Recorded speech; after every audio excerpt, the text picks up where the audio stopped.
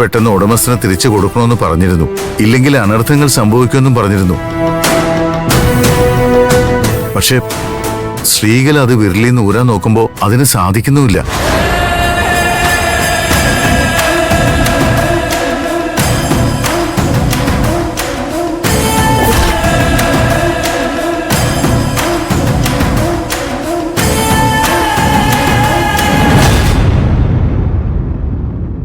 ആ വന്ന കൈനോട്ടക്കാരി ആളത്ര നിസ്സാരക്കാരിയല്ലോ.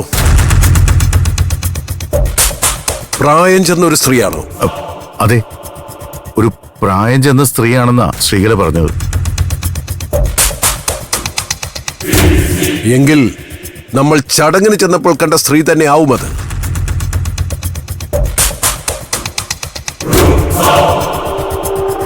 അവരൊരു സാധാരണ മനുഷ്യ സ്ത്രീയല്ല. വിക്രമ, മോതിരം മാറൽ ചടങ്ങിന്റെ ഫോട്ടോ എടുത്തത് നിന്റെ മൊബൈലിലില്ലേ? ആ സ്ത്രീയുടെ ഫോട്ടോ തമ്പിയെ കാണിക്ക.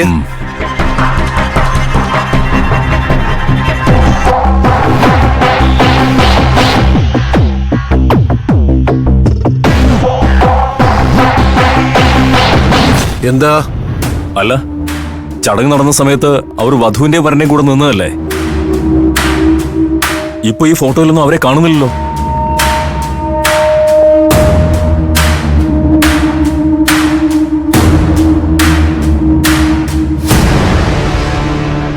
അപ്പോൾ ഞാൻ ഉദ്ദേശിച്ചത് തന്നെ കാര്യം.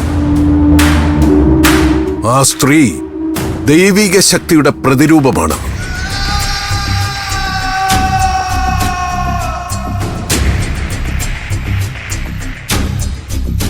വീണ്ടും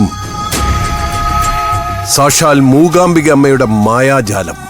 തമ്പേ, ഒരു കാര്യം ചെയ്യുക. ഇനി നിങ്ങൾ ഇവിടെ നിൽക്കണ്ട. എത്രയും വേഗം ഭാര്യയും കൂട്ടി നാട്ടിലേക്ക് പുറപ്പെടുക. അതായിരിക്കും നല്ലത്. കാര്യങ്ങൾ ഇവിടെ ഞാൻ ഉദ്ദേശിച്ച പ്രകാരം തന്നെ നടക്കും. അതോർത്ത് തമ്പി ഭയപ്പെടണ്ട.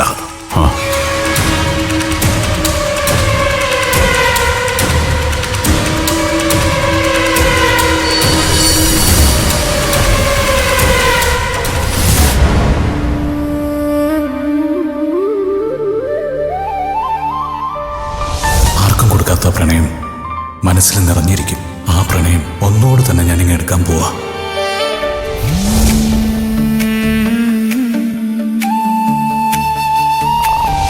ഓർമ്മകൾ ഒരുപാട് കണ്ണീർ മഴയായി നിലാവിൽ നിൻരൂപം മായം നിതാ ദൂരെ എൻ ഹൃദയം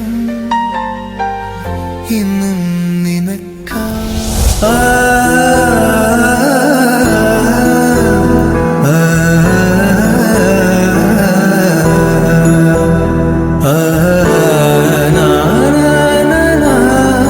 മോനെ, നീ ഇനി ദേവൂട്ടിയുടെ മോതിരത്തിന്റെ കാര്യം ആലോചിച്ച് വിഷമിക്കണ്ട. അത് തിരിച്ചു തരാൻ ശ്രീകലയ്ക്ക് സമ്മതോ? ഞാൻ പറയുന്നൊന്നും നീ അനുസരിക്കില്ലെന്നറിയാം. എന്നാലും ഇനി ഞാനായിട്ട് അവൾക്കൊരു വിഷമത്തിന് കാരണമാവണ്ടല്ലോ എന്ന് കരുതിയാ ഞാൻ സമ്മതിച്ചത്. നീ ഇത് ഊരിയെടുത്തോ, എന്നിട്ട് അവൾക്ക് കൊണ്ടുപോയി കൊടുക്ക്. വേണ്ടമ്മേ, ഇനി അതിന്റെ ഒന്നും ആവശ്യമില്ല. ആവശ്യമില്ലെന്നോ? അതെന്താ നീ ഇപ്പൊ അങ്ങനെ പറഞ്ഞേ? ഇതവക്ക് എത്രയും പെട്ടെന്ന് തിരിച്ചു കൊടുക്കണമെന്നും പറഞ്ഞ് നീയല്ലേ ഇവിടെ കിടന്ന് കയറ് പൊട്ടിച്ചത്. എന്നിട്ടിപ്പോ എന്താ ആവശ്യമില്ലെന്ന് പറയുന്നത്? ഈ മോതിരം ഇനി ദേവൂട്ടിക്ക് തിരിച്ചു കൊടുത്തിട്ടും പ്രയോജനമുണ്ടെന്ന് തോന്നുന്നില്ല. ഇതിന് പകരം അവളുടെ വിരലിൽ മറ്റൊരാളുടെ വിവാഹമോതിരം വീണിട്ടുണ്ട്. ദേവൂട്ടിയുടെ കല്യാണം ഉറപ്പിച്ചോ? അതെ മുത്തശ്ശി, ആ ഗഗനാണ് അവളെ കല്യാണം കഴിക്കാൻ പോകുന്നത്. ഇനിയിപ്പോൾ ഈ മോതിരം അണിഞ്ഞാലും ഗഗനിൽ നിന്ന് അവൾക്ക് രക്ഷപ്പെടാൻ പറ്റില്ല. അതുകൊണ്ട് ഇതിനെ അമ്മ തന്നെ സൂക്ഷിച്ചോളൂ. അത് വേണ്ട മോനെ. ഈ മോതിരം ഇവളുടെ കയ്യിൽ കിടന്ന അത് ആപത്താ. ആ ദോഷം നിനക്ക് ഇവക്കും ഒക്കെ സംഭവിക്കാൻ പോകുന്നേ. ഒരു കൈനോട്ടക്കാരി വന്ന് പറഞ്ഞപ്പോ ഞാനത് ആദ്യം അത്ര കാര്യമായിട്ട് എടുത്തില്ല. പക്ഷെ തൊട്ടുപുറകെ അവര് പറഞ്ഞത് ശരിയാണെന്ന് തോന്നിക്കുന്ന പോലുള്ള സംഭവങ്ങൾ ഉണ്ടായപ്പോ എനിക്ക് വിശ്വാസമായി. അമ്മ എന്താ ഉദ്ദേശിച്ചത്?